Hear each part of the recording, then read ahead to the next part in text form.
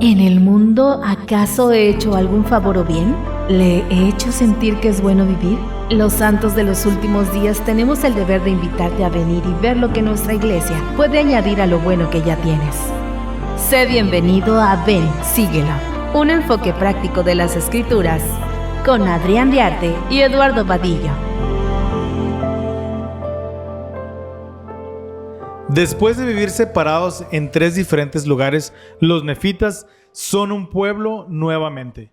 Los pueblos de Elimí, Alma y Mosía, e incluso el de Zarahemla, que no eran descendientes de Nefi, ahora eran contados entre los nefitas y se encuentran con problemas que también podemos enfrentar hoy en día. Uno de los mayores dolores que puede sufrir un padre valiente en Sión es ver cómo su hijo se desvía del evangelio.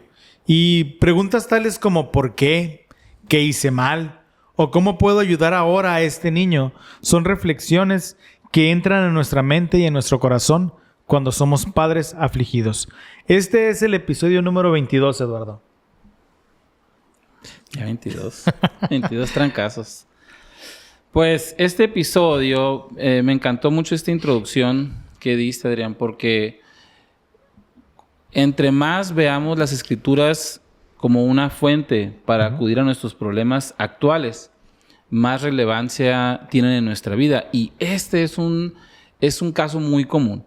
Y la pregunta es, ¿por qué los hijos de alguien se descarrían? ¿Por qué los hijos de alguien fiel se descarrían? Y es muy fácil luego empezar a meter juicio, ¿no? No, pues que a lo mejor no le enseñaron. No, que a lo mejor... y casi siempre los papás son los primeros a los que se les tira ahí el zapato, ¿no? Sí, es muy común pensar que, oye, al hijo de fulanito líder no es en la iglesia, es que se le lleva metido en la capilla. Está encapillado, decía un amigo. Ahora, la realidad es que pues no hay una sola respuesta, ¿no? Es un problema multifactorial. Pero durante estos capítulos vamos a ver una palabra que se repite bastante a la hora de que cuando se explica por qué esas personas se alejan. Y es la palabra o una variante de la palabra querer o quisieron. Vamos a ver en el capítulo 26, en los versículos 1 al 4. ¿Qué te parece si nos echamos 2 y 2? Muy bien, me arranco. A ver. Y aconteció que había muchos de los de la nueva generación que no pudieron entender las palabras del rey Benjamín, pues eran niños pequeños en la ocasión en que él habló a su pueblo y no creían en la tradición de sus padres. No creían lo que habían dicho tocante a la resurrección de los muertos, ni tampoco creían lo concerniente a la venida de Cristo. Así que por motivo de su incredulidad no podían entender la palabra de Dios y se endurecieron sus corazones. Y no quisieron bautizarse ni tampoco unirse a la iglesia, y constituyeron un pueblo separado en cuanto a su fe, y así quedaron desde entonces en su estado carnal e inicuo, porque no querían invocar al Señor su Dios. Eduardo, sucede algo muy curioso. Cuando un líder nos habla y esas enseñanzas quedan en nuestro corazón, el contexto de lo que está pasando en ese momento es muy importante. Yo recuerdo cuando aquí en Hermosillo, Sonora, que es donde grabamos este podcast, vino un profeta a poder dedicar lo que era el terreno del templo y poder hacer todo esto, el presidente Gordon B. Hinckley, y él utilizaba mucho la semejanza de la sequía. Aquí en Hermosillo en ese tiempo también había sequía. No había un problema muy grande de agua, y entonces él en sus enseñanzas hablaba de esto. Y entonces a lo mejor esas generaciones, mis hijos, tus hijos, no pudieran entender eso porque ellos abren la llave ahorita y sale agua. Pero es muy importante que el corazón de las personas se ablanda de acuerdo a la situación en la que están viviendo. Y esta nueva generación no entendía o no creía en las palabras del rey Benjamín. No habían pasado por lo que este pueblo estaba pasando. Sus corazones no habían sido lastimados como en ese momento las generaciones habían pasado. Entonces, y también había foráneos, ¿no? Que eran del pueblo, pero no habían crecido ahí, pues. Entonces, pues no creían. Y yo creo también lo que dices tú, ¿no? Su fe no había sido probada de tal manera como sus padres, porque ellos fueron esclavizados, tuvieron que hacer un éxodo, como los que hemos visto tantas veces en las Escrituras, tuvieron que dejarlo todo por el Señor. Entonces, cuando a veces no tenemos esas experiencias, nuestra fe está tierna. Y si nosotros tampoco buscamos esas experiencias, pues ¿de dónde va a venir? Entonces, muchas veces sucede esto como cuando en la casa de alguien, por ejemplo, el abuelo no tiene dinero, pero trabajó mucho, y luego llega el papá y pone el negocio, y luego llegan los hijos, y como no les costó, despilfarran, ¿no? Podría ser algo parecido. Así es. En los capítulos anteriores del libro de Mormón, en los libros anteriores, hemos visto cómo los hijos descarriados en algún punto recuerdan las enseñanzas de sus padres y sus corazones se ablandan. Por ejemplo, la experiencia de Enos, que aunque no nos platica sus travesuras, sí dice que batalló para recibir la remisión de sus pecados. No sé qué tan graves puedan haber sido. Una lucha, dice, ¿no? Pero de alguna manera él recordó las enseñanzas de sus padres. Alma, los hijos de Mosía, que vamos a seguir viendo. Y en ocasiones sucede que a pesar de que tienen muchas oportunidades de arrepentirse, o que se arrepienten, regresan nuevamente al pecado, como Lamán, Lemuel, inclusive el rey Noé, que acabamos de ver, y algunos por ahí en el libro de Omni.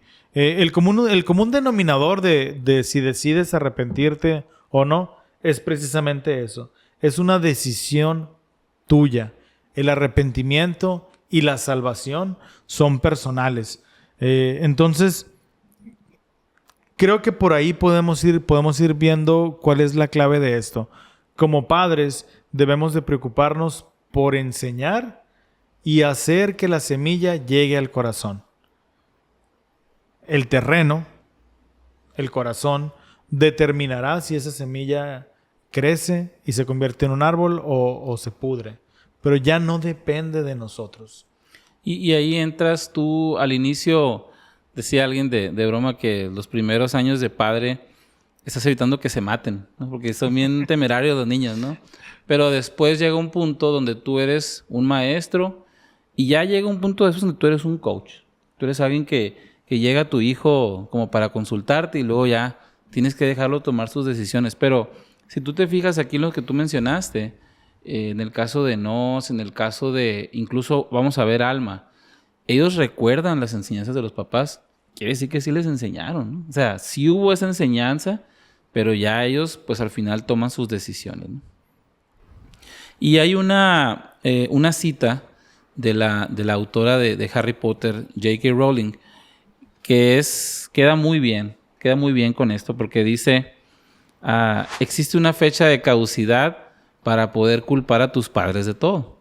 En el momento que tienes edad para tomar las riendas de tu vida, la responsabilidad ya es tuya. Ok. Qué interesante, porque muchas ocasiones queremos culpar a los padres de las cosas, ¿no? Pero como dice un amigo, pero ya estás grande, pues, ¿no? O sea, ya, sí, está bien, se portó mal, pero ya estás grande, ¿no? Y aplica también a la inversa. No podemos estar justificándonos por lo que se enseñó en casa, tanto bueno como malo de nuestras acciones. Si ya conocemos el Evangelio, es nuestra decisión seguirlo o no seguirlo. ¿Okay? Y Eduardo, ¿qué nos enseña todo esto a la hora de que juzgamos la conducta de alguien? Fíjate que ese es un tema que me gusta, porque normalmente decimos, solo Dios puede juzgarme, dicen, y esta frase se usa como para decir, no me digas nada, ¿no? Un escudo. Las Escrituras dicen que tú puedes emitir un juicio justo o un juicio con justicia, dice Alma, ¿no? Yo creo que lo que no debemos hacer es emitir un juicio definitivo sobre alguien y decir, él nunca va a volver. Esa persona, hombre, en fritangas, ¿no? O sea, jamás. La verdad es que no es cierto, pues porque las Escrituras, todo lo que nos repiten es eso. No te canses de hacer lo bueno. Nunca sabes cuándo, o sea, no debes de dejarlos porque nunca sabes cuándo puedan volver y yo los sane, dice la Escritura. Entonces, debemos de juzgar porque por sus frutos los conoceréis, ¿no? Y eso te protege también. Pero nunca asumir que nosotros tenemos un juicio definitivo sobre los demás, ¿no? Como en el caso de cuando se descarrían los hijos. Eduardo, aquí cerca de Hermosillo hay un lugar que se llama Pesqueira. y en Pesqueira hay viñedos. Y es bien curioso cómo los viñedos producen diferentes calidades de uva cada temporada. La misma planta puede los primeros años dar un fruto muy pequeño, sin sabor, y los siguientes años convertirse en los árboles que hacen las mejores uvas, inclusive a nivel mundial. El mismo árbol. El mismo, okay. la misma vid, la misma planta. Entonces, eso que dices que no debemos de juzgar a las personas definitivamente. Imagínate si el agricultor o el dueño del campo, después de 3, 4 temporadas, cortar el árbol porque no está dando el fruto que quiere y dice, no, nunca va a dar algo bueno.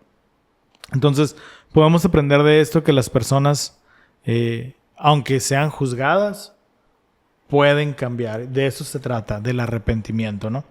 Entonces, creo que es importante que nosotros seamos, sí, que emitamos juicios para protegernos, proteger a los que amamos, pero siempre dar el beneficio de que las personas puedan cambiar. Así es. Y como siervos fieles, sobre todo, de Dios, dice el segundo tema, tratamos de hacer su voluntad, y parte de su voluntad es esa, ¿no? Es estar con todas las personas y siempre verlos como la mejor versión de lo que pueden ser. Ahora, en este preciso momento, llega algo nuevo para Alma, que él es el sumo sacerdote, él es el líder espiritual. Y a mí me encanta esto porque les llega, digo, a mí porque lo estoy leyendo, pero a él no. Bueno, Alma era líder espiritual, pero también era el líder del pueblo. Bueno, sí, pero hay que recordar que ahorita vamos a ver, de hecho, cómo Mosía es el encargado, pues como el rey que es, ¿no? Okay. Él es el rey, pero vamos a ver ahorita precisamente cuando tiene un problema Alma que no puede resolver, que es estas personas que empiezan a perseguir a los justos. ¿Qué hago? Y él precisamente trata de llevarlos con el rey y va para atrás, ¿no? Sí, Alma era el líder espiritual. Y Mosía era el líder político, por así decirlo. Sí. Y muchas veces pensamos nosotros cuando vemos a un profeta, un apóstol, y decimos, confiamos en que ellos saben todo. Como son videntes y reveladores, pensamos que saben todo, pero ese no es el caso. De hecho, muchas de las revelaciones que tenemos, sobre todo tú lo puedes ver en Doctrina y Convenios, nacen de una duda. Uh-huh. Nacen de decir, ¿y ahora qué hacemos, no? Entonces, vamos a leer, por ejemplo, ahorita en el capítulo 26, ¿cuál es el problema que sucedía? ¿Nos puedes ayudar? Porque sucedió que con sus palabras lisonjeras engañaron a muchos que eran de la iglesia y les hicieron cometer muchos pecados, de modo que se hizo necesario que cuando aquellos que fueran de la iglesia cometieran pecado, ésta debía amonestarlos. Así es. Y como dice en el versículo 10, dice, tal cosa no había sucedido en la iglesia previamente. Por tanto, Alma se turbó en su espíritu e hizo que fueran llevados al rey. Dijo, pues rey, vamos a ver qué pasa, ¿no? Vamos a ver en el 11 y el 12 qué es lo que sucede aquí. Y le dijo al rey, he aquí el gran número que hemos traído ante ti y a quienes sus hermanos acusan, sí, y han sido sorprendidos en diversas iniquidades y no se arrepienten de sus maldades. Por tanto, los hemos traído ante ti para que tú los juzgues según sus delitos. Mas el rey Mosía dijo a Alma, he aquí, yo no los juzgo, por tanto, los entrego en tus manos para ser juzgados. O sea que le echaron la papa caliente de vuelta, ¿no? Y dice el 13, y el espíritu de Alma nuevamente se turbó y fue y preguntó al Señor qué debía hacer en cuanto a ese asunto, porque temía hacer lo malo a la vista de Dios. Qué difícil, Adrián, porque tú esperas a alguien que diga, no, ¿sabes qué? Pues mira, la regué y quiero cambiar. Pero ¿qué pasa cuando alguien no quiero cambiar? Sobre todo hay muchas de esas actitudes o esas cosas que cometemos, Eduardo, que no están mal para la sociedad. Uh-huh. No está mal para el mundo, para el gobierno. Sin embargo, dañan nuestro espíritu, dañan el espíritu de los demás. Y es ahí donde la disciplina debe de venir por otro lado. Entonces, el rey Mosía no estaba pasando la papa caliente para otro lado. Simplemente él entendía cuáles eran. Él podía haberlos juzgado. Ya tenía el permiso del pueblo, por así decirlo. Él era el gobernante. No creo que hubiera pasado algo extraordinario o que hubiera habido una rebelión. Sin embargo, la persona que tenía la autoridad para recibir la revelación y ver cómo ayudarles, porque al final del día de eso se trata un juicio espiritual. Cuando alguien emite un juicio, un líder eclesiástico, es porque ha tenido ha ido y ha preguntado a Dios y ha recibido una revelación. Nosotros queremos que Dios actualmente habla con nosotros y que un líder tiene la capacidad de recibir información referente al tema que le compete, siempre con la finalidad de ayudarlos. Y muchas veces los juicios del mundo, del gobierno, son para castigar. Es cierto. Mientras que los juicios de Dios son para ayudar a un posible futuro arrepentimiento. Entonces, probablemente el rey Mosías pudo haber dicho, está bueno, están haciendo esto y se me van 10 años al calabozo. A puro pan y agua. ¿Ok? Pero, ¿en qué les hubiera beneficiado eso a su espíritu? Y algo muy importante y es algo que empezamos a ver desde el libro de Mosías hasta el fin, es el concepto de la libertad religiosa. Porque muchas veces las personas piensan, de hecho viene ahí que se hace un edicto, ¿no? De que nadie puede perseguir a alguien por sus creencias. Y muchas veces cuando se habla de este tema, alguien dice, bueno, pues a mí no me importa porque yo no creo en nada, ¿no? Pero precisamente esta acción del rey Mosías nos enseña que la libertad religiosa juega para ambos lados. Por ejemplo, yo no puedo ser discriminado por lo que creo, pero también alguien que no cree no puede ser obligado a creer. Y eso es algo muy benéfico para todos. Ahora, en este caso específico, cuando Alma no sabía qué hacer, ¿qué nos enseña esto, Adrián, en cuanto a cómo manejar situaciones complicadas, cómo manejar situaciones nuevas en nuestros diferentes roles que tenemos en la vida? Pues precisamente, mira, el hecho de que Alma primeramente ha ido con el rey Mosías y después haya tenido que resolverlo, nos enseña que los líderes no le atinamos a la primera. O sea, muy seguramente Alma oró antes de llevar el tema a Mosías. Sin embargo, decidió hacerlo. Y entonces el Señor permite que de repente nosotros tomemos decisiones que nos van a enseñar un principio. Entonces, dice el versículo 13 que el espíritu de Alma nuevamente se turbó. Y entonces fue y preguntó al Señor lo que debía de hacer en cuanto a este asunto. Entonces, no porque un líder tome una decisión, luego se retracte y después haga otra cosa, significa que no es digno, no significa que no tiene la inspiración de Dios. Probablemente ese era el curso que tenía que pasar, ¿ok? Entonces, cuando nosotros tenemos situaciones difíciles en diferentes roles, tenemos que acudir al Señor. Tenemos que tomar decisiones, preguntar si esas decisiones son correctas y seguir los deseos, seguir la inspiración que recibimos a pesar de los deseos de nuestro corazón. Y yo creo que ese es un proceso que vamos a estar repitiendo y repitiendo a fin de poder refinarnos. Durante mi misión teníamos una costumbre.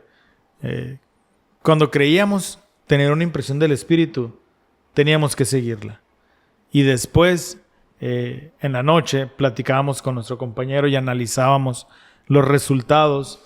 Y después volvíamos a analizarlos a los 7 días y los 15 días de esa decisión en particular. Y dependiendo de lo que era, queríamos aprender a distinguir lo que era nuestro sentimiento y con la inspiración del Señor. Entonces, nos va a ir refinando hasta que podamos claramente distinguir cuando nos está hablando el Señor. Entonces, Eduardo, respondiendo a tu pregunta, ¿cómo podemos manejar estas situaciones difíciles? Pues siempre buscando la inspiración de Dios. Y actuando, ¿no? Muy bien. Ok, entonces, la siguiente enseñanza que tenemos que analizar en un enfoque práctico para nuestra vida es cómo debemos de abordar a las personas que se desvían, que ya no quieren obedecer los mandamientos y además quieren desviar a otros más. ¿Ok? Eso pasa Está en la actualidad. complicado. Podemos aprender de los líderes de Alma y de Mosía, qué hacer con ellos. ¿Me ayudas a leer, por favor, el versículo 26, Eduardo? Sí, dice, y entonces sabrán que yo soy el Señor su Dios, que soy su Redentor, mas ellos no quisieron ser redimidos. ¿Ok? Y el 28 dice, por tanto te digo que el que no quiere escuchar mi voz, no lo admitáis en mi iglesia, porque a este no lo recibiré en el último día. Eduardo, los hacemos menos. ¿No? ¿Ok? Solamente no se les recibirá en la iglesia. ¿Eso significa que ya no pueden venir? Tampoco. ¿Cómo interpretarías esto? Pues la palabra clave aquí es de que dice los que no quieren. O sea, no vamos a forzar absolutamente a nadie, ¿no? No, alguien, por ejemplo, puede decir, yo ya no quiero ser miembro de la iglesia. Pues bueno, ya no eres miembro de la iglesia. O sea, no hay, no sé, algo que a fuerzas ya tengo tu dirección y te voy a visitar todos los días, ¿no? O sea, pues es una persona que Hasta que vuelvas. Hasta que vuelvas, ¿no? Qué miedo. Es simplemente, esta persona no participa de las ordenanzas, no participa de las cosas porque no quieren. Así es. Y muchas veces como líderes, toca decirle a la persona que a lo mejor no puede participar de los sacramentos, no puede asistir al templo, pero al final del día es porque la persona no quiere y lo demuestra a través de sus acciones. De querer sí quiero, pero mis acciones no respaldan mi deseo. Sí, y algo que estaba leyendo en el manual general acerca de los consejos de membresía, ¿no? Que antes se llamaba Consejo disciplinario. Me gusta mucho cuando dice, en ocasiones el líder le va a pedir a la persona que no participe, por ejemplo, de la Santa Cena.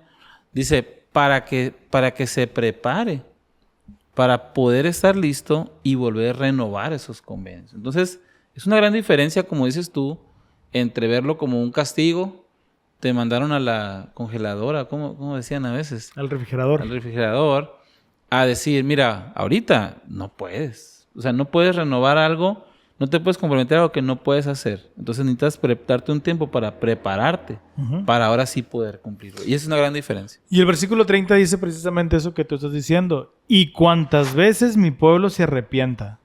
Ahí no dice 1, 2, oye, otra vez lo mismo. No. Cuantas veces nos arrepintamos, perdonaré sus transgresiones contra mí. Eduardo, el arrepentimiento es válido gracias a una expiación. Y la expiación, una de sus características es que es infinita. Ahora, no confundamos con decir, voy a pecar, que al cabo, que me puedo volver a arrepentir. Sí, porque ahí es cuando tú piensas que el arrepentimiento es pura conducta y no es así. El arrepentimiento, sí, dejas de hacer cosas que no debes, pero porque tu manera de pensar y sentir cambia, que eso es muy diferente de decir, llevo 10 días sin hacer esto, ¿no? Pero ¿cómo se me antoja? Exactamente. Entonces, el arrepentimiento es un cambio en tu manera de pensar y sentir, por lo tanto, ya no hago tal cosa, ¿no? Bueno, y no se confunda, ahorita bromeaba decir cómo se me antoja, pero aún teniendo esos deseos de consumir algo que no debemos o de ver algo que no debemos, cuando nuestro corazón, el deseo es no hacerlo, vamos por el camino correcto. Pues no significa que de la noche a la mañana nuestro cuerpo va a reaccionar diferente, ¿no? Es algo de toda la vida eso. Okay. Y entonces se le da el mandato a Alma. Ahora ve, y el que no quiera arrepentirse de sus pecados no será contado entre mi pueblo. Y esto se observará de ahora en adelante. Entonces, Eduardo, ¿qué aprendemos de los atributos de Dios en cuanto al pecador y el rebelde?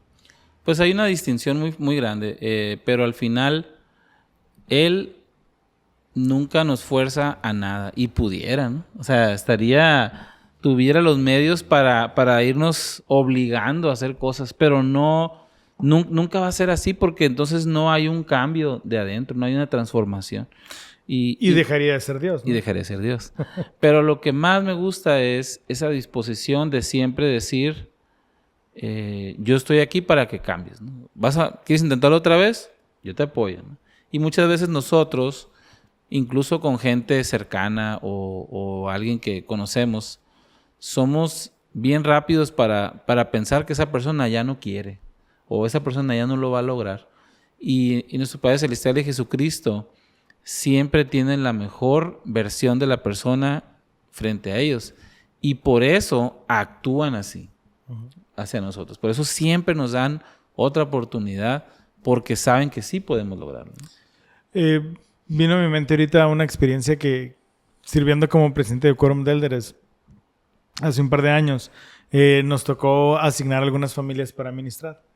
Y entonces en esta lista asignamos a algunas familias que ya tienen muchos años, que son ministrados y no regresan. Entonces un comentario de un hermano fue: otra vez me va a tocar la misma familia. Ya hemos ido y sí, nos reciben y todo muy bien, pero ya no vienen. Ya lo hemos intentado. Y entonces por un segundo dije yo, bueno, pues los quitamos, pues no pasa nada. Pero yo creo que, bueno, y al final no los quitamos, se quedó la asignación. Porque precisamente por esto, creo que nosotros, mientras la persona no diga deliberadamente que no quiere nada, es nuestra responsabilidad estarlos invitando a que regresen, ¿no? Entonces, Eduardo, ¿cómo debe de ser nuestro proceder entonces con la gente que peca y nos rodea? Pues debemos de tener las dos partes del evangelio siempre bien presentes, que son, como dice el de Oaks, la ley y el amor. Las dos cosas tienen que estar, porque si solamente tienes ley, eres duro, inflexible y la persona pues no siente algo en su corazón que le ayude a cambiar. Si eres solamente amor y no hay una corrección, pues no hay cambio. Entonces tienen que estar esas dos juntas. Y bueno, vamos a pasar al último punto, que es por medio de Jesucristo puedo cambiar para mejor. Me encantó ese título de Ven, sígueme. Y es que, bueno, hablábamos ahorita de que el rey Mosía había enviado esa proclamación precisamente a todo el país para que no hubiera esta persecución a causa de sus creencias. Pero pues dicen que, ¿cómo es el dicho? En casa de herrero, de palo. Asador de palo. Asador de palo, bueno. Y el caso es de que precisamente Alma Junior, Alma Hijo y los hijos de Mosía son esas personas que no solamente se inactivan, sino que se vuelven enemigos de la iglesia, ¿no? Reforzando el ya repetido dicho del Elder Maxwell, es gente que deja la iglesia pero no la deja en paz, ¿no? Y vamos a leer entonces un versículo 9 muy cruel para mí. No me gustaría que se dijera algo así de mí, pero bueno. A ver, Adrián, apóyanos. Y llegó a ser un gran estorbo para la posteridad, para la prosperidad de la iglesia de Dios, granjeándose el corazón del pueblo, causando mucha disensión entre la gente, dando oportunidad para que el enemigo de Dios ejerciera su poder sobre ellos. Pues qué feo, ¿no? Que te recuerden así, pero bueno. Ahora bien, dice el versículo 10, aconteció que mientras se ocupaban en destruir la iglesia de Dios, porque él iba secretamente con los hijos de Mosía. Ahora sí que los dos líderes ahí estaban en... Bueno, no hay que emitir juicio por lo mismo. Tratando de destruir la iglesia y descarriar al pueblo del Señor, cosa contraria a los mandamientos de Dios y aún del rey. Doble, ¿no? Y entonces vamos a leer el 11, Adrián, por favor. Y como ya os dije, mientras iban aquí y allá rebelándose contra Dios, he aquí, se les apareció el ángel del Señor, y descendió como en una nube, y les habló como con una voz de trueno que hizo temblar el suelo sobre el cual estaban. Y además el ángel, y dijo además el ángel, he aquí, el Señor ha oído las oraciones de su pueblo, y también las oraciones de su siervo Alma, que es tu padre, porque él ha orado con mucha fe en cuanto a ti, para que seas traído al conocimiento de la verdad. Por tanto, con este fin he venido para convencerte del poder y la autoridad de Dios, para que las oraciones de sus siervos sean contestadas según su fe. Adrián, es necesario ver un ángel para hacer un cambio tan grande, para dar ese giro? Pues no, pero ayuda. No, yo creo que no es necesario. Digo, no está de más, ¿verdad? Qué padre. Qué padre o poder qué miedo también. tener porque esas imagínate. experiencias, pero pues hasta ahorita se les ha parecido a Lamán y Lemuel y a Alma.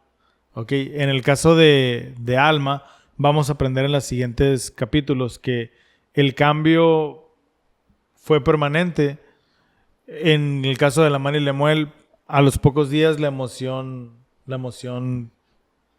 se fue. Lo que verdaderamente nos impulsa a cambiar, Eduardo, es el sentimiento en el corazón. Cuando nosotros recibimos las impresiones del Espíritu, se quedan grabadas en nuestros corazones. Al final del día, el ver un ángel, que nunca lo he visto, nunca he visto un ángel, pero son experiencias, vemos algo con los ojos y puede impresionar a nuestra mente. Pero cuando el Señor ha hablado a nuestro espíritu, pueden pasar años y años y el sentimiento siempre va a regresar. Entonces, lo que nos va a ayudar a cambiar es precisamente el llegar a un conocimiento o el llegar a tener esa impresión del Espíritu que nos va a estar recordando constantemente. Ojo, no van a dejar de venir las tentaciones, no vamos a Ser perfectos. a ser perfectos. Nos podemos equivocar inclusive con lo mismo, pero esa impresión del Espíritu va a ayudarnos nuevamente a estar regresando. Eso que mencionas es bien cierto porque yo tengo, por ejemplo, recuerdos de niño, de joven, como misionero, ya más viejo ahora, de esos momentos cuando tuve una experiencia espiritual. Y se quedan grabados en ti y los recuerdas y te impulsan, como dices tú, a mejorar o pulir las cosas. Me gusta mucho, hace ratito leímos cuando Alma, él está buscando esas respuestas y el Señor le contesta y le da su vocación y elección. Cuando dice, la vocación y elección es cuando tú en la tierra recibes la confirmación de que tendrás la vida eterna. Es algo que no es algo que todo mundo se le menciona a Pedro, se le menciona en este caso a Alma.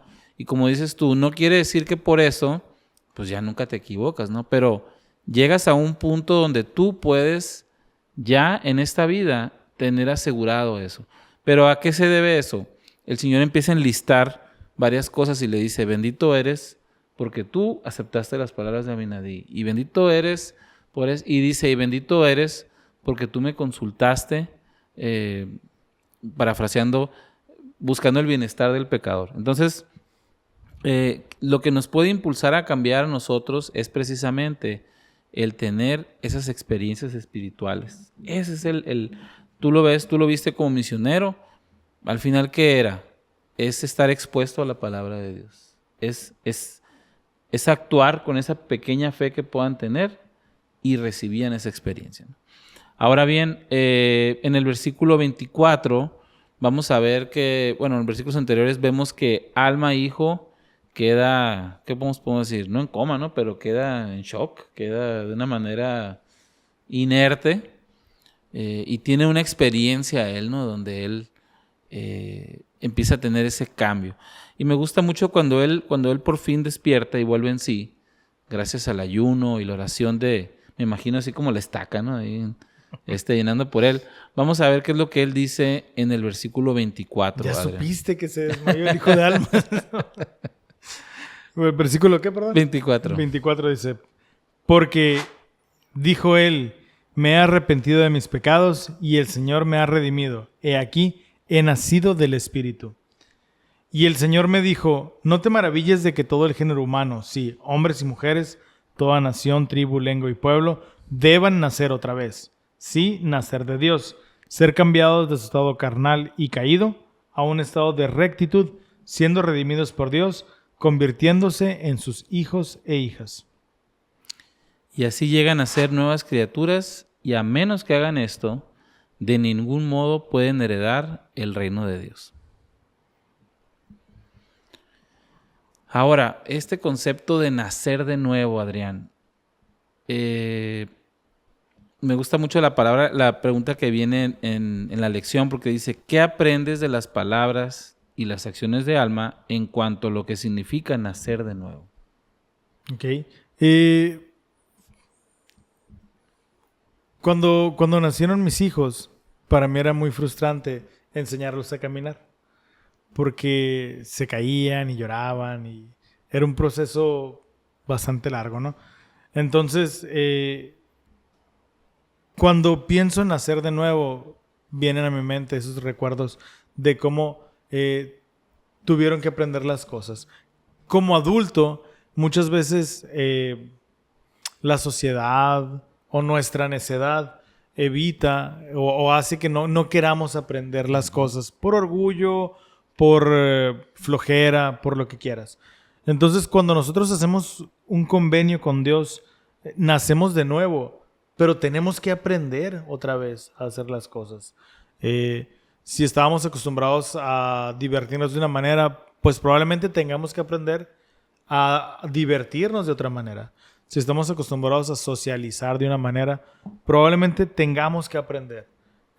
Si estamos acostumbrados a tomar decisiones de una manera, pues ahora vamos a aprender cómo tomarlas de la manera del Señor. Y entonces, para mí, esto es nacer de nuevo. Claro, también el hecho de que tu vida anterior, tus errores quedan borrados y es nuevamente empezar. Pero para mí siempre ha sido muy, muy importante el poder reconocer que necesitamos aprender. Y ese proceso largo, enfadoso, doloroso de caerte, volver a caminar, levantarte y ser humildes como un niño para recibir la guía de alguien y poder hacerlo es parte del proceso. Entonces, nacer de nuevo no es nada más lo bonito de decir, ya, otra vez, ya no tengo pecados. Es poder pagar el precio de aprender, que normalmente en los adultos pues es difícil, ¿no? Así es. Y a veces, a lo mejor tú has escuchado esta frase, ¿no? Cuando dice alguien que tiene toda su vida en la iglesia, pues me hubiera encantado ser un converso para tener esa experiencia. Pero ¿es realmente nacer de nuevo algo reservado para un converso? No, yo creo que el nacer de nuevo es un proceso que, tal como los sacramentos se renuevan cada semana, tenemos ese privilegio de poder nacer de nuevo cuando tomamos los sacramentos también. Entonces, si eres una persona que a lo mejor vive una ley, pero la vive por costumbre o la vive porque así te han enseñado, en el momento en que el Espíritu te confirma que eso es verdad y empiezas el proceso, vuelves a nacer de nuevo con cada principio, con cada concepto, inclusive con los cambios administrativos que existen. De alguna manera nacemos de nuevo para poder acostumbrarnos a ellos y poder vivirlos, ¿no? Fíjate que yo tengo muy presente momentos en mi vida en los que he nacido de nuevo en cuanto a mi devoción.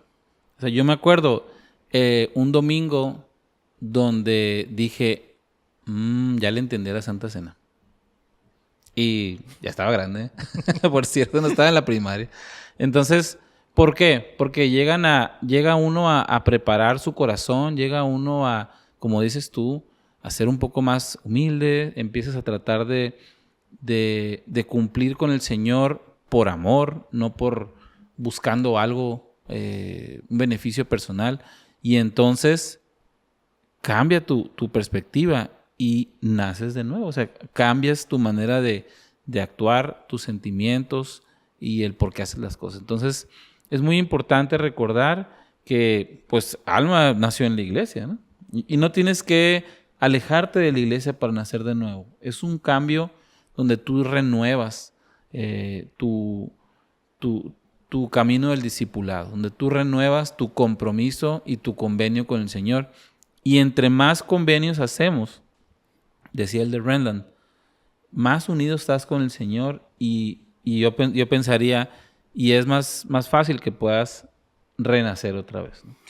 Eduardo, yo creo que podemos rescatar de esta lección que tanto Alma padre como Alma hijo, en algún momento los dos tuvieron que cambiar su corazón y poder hacer lo que el Señor quería. En caso de alma padre, cuando lleva a esas personas con mocilla y después tiene él que tomar el juicio. En el caso de alma hijo, cuando pues se le aparece el ángel, ¿no? Entonces, no importa qué tan bien creemos que vamos o qué tan mal creemos que ya estamos, siempre existe el arrepentimiento y siempre existe la oportunidad de voltear a ver a Dios y siempre hay espacio para mejorar.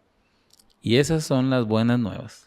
Si llegaron hasta aquí y están viéndonos, por favor, sería muy, muy bueno para nosotros que comentaran ahí en el espacio de los comentarios con el emoji de un trueno o que pongan la palabra trueno para saber cuántas personas llegan hasta el final del episodio. Y pues muchísimas gracias, Eduardo, por haber compartido con nosotros esta lección. Un placer. Listos para el siguiente episodio. Nos vemos a la próxima.